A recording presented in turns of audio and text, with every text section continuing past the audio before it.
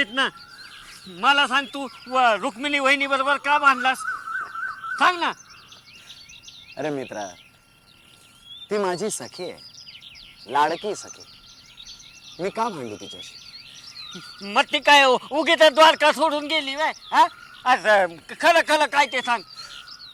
आता कसं सांगू मित्रा? मला सगळं कळतं, मी हुशार आहे. सांग ना सांग. मित्रा पेद्या, राधा ही माझी भाव सखी, जन्मोजन्मीची भाव सखी. माझ्या प्राप्तीसाठी हजारो वर्षाची तपश्चर्या केली. राधा म्हणजे या विश्वातलं विशुद्ध प्रेमाचं सत्य रूप. कृष्णा तू मला तुझं नेहमीचं तत्वज्ञान अजिबात सांगू नको. मला खरं खरं काय ते सांग. अरे वेड्या, राधेसोबत प्रणय प्रसंग करत असताना रुक्मिणीने आम्हाला पाहिलं. आले आले आले आले आले आले असं कसं घडलं? हा म्हणूनच रुक्मिणी वहिनी रागावून गेली असणार. बरोबर आहे बरोबर आहे. होय रे पेंद्या, रुक्मिणी गेली आणि आमचं कशातच मन रमेन असं झालं. कशातच गमत नाही रे आम्ही. नाही पण कितना तू अजिबात चिंता करू नको. मी आहे ना तुझा मित्र आहे ना. मी तुझ्या बरोबर आहे. ए गोपाल चला सगळे जाऊ आपण. चल चल मित्रा.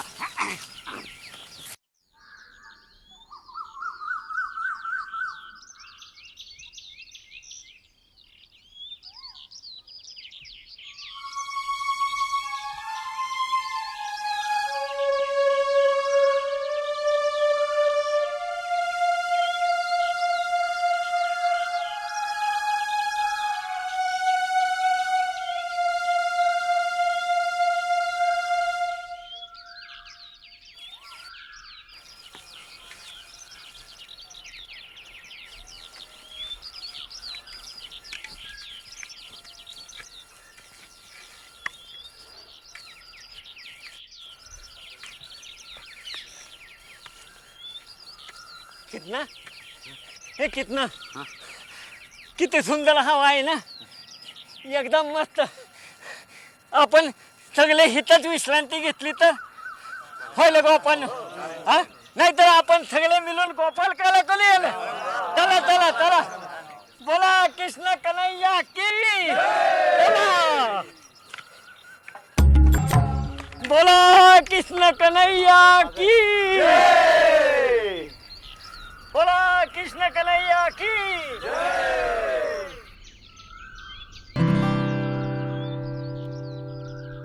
घ्या, काल्याचा प्रसाद घ्या.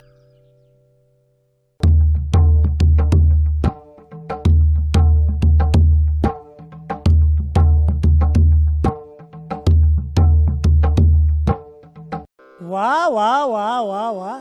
मित्रमंडळी गोप गोपाळ मौज लुटत आहेत. हा हा हा. पण या आनंदाच्या क्षणी कृष्ण कन्हैया आपल्या सखी रुक्मिणीला विसरले तर नाहीत ना? पाहायला हवं. जय गोविंदा जय गोपाला, जय गोविंदा जय गोपाला, जय गोविंदा जय गोपाला, जय गोविंदा जय गोपाला.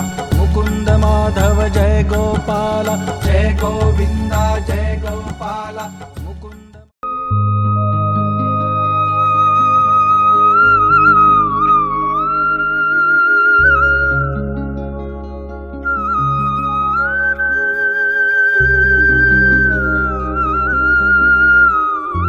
नारायण नारायण.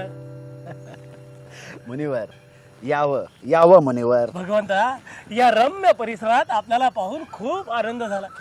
हे दृश्य विलोभनीय आहे. हा पण यात एक उणीव आहे. उणीव? उणीव ती कोणती? भगवंता, तुमची प्रिय पत्नी रुक्मिणी देवी आता या क्षणी आपल्या बाजूला असत्या तर अवर्णनीय शोभा आली असती. हा पण शेवटी देवालाही दैव असतच नाही का? नारायण नारायण. मुनिवर, आम्हाला वाटतं रुक्मिणी या दिंडीर वनातच असेल नाही? हा, मलाही तसंच वाटतंय. परंतु परमेश्वरा, या दिंडीर वनात एक अद्भुत भक्त आहे. त्याचं नाव पुंडलिक. तरुणपणी त्यांनी माता पित्यांचा खूप छळ केला, परंतु नंतर मात्र त्याला माता पित्यांच्या सेवेचं महत्त्व कळलं. आता या भीमेच्या काठी तो आपल्या माता पित्यांची सेवा करतोय. त्यांच्या सेवेचं जणू व्रतच घेतलंय त्यांनी. माता पित्यांच्या सेवेचं व्रत? त्याच्या पुढे त्याला कशाचीही पर्वा नाहीये. मुनिवर, हं? आम्ही त्यास भेटाव्यास गेलो तर आमच्याशी तो बोलेल ना? तुम्ही जाऊन तर बघा, अनुभवा ते माता पिता सेवेचं व्रत. ठीक आहे मुनिवर, आम्ही पुंडलिकास भेटाव्यास जाऊ, अवश्य जाऊ.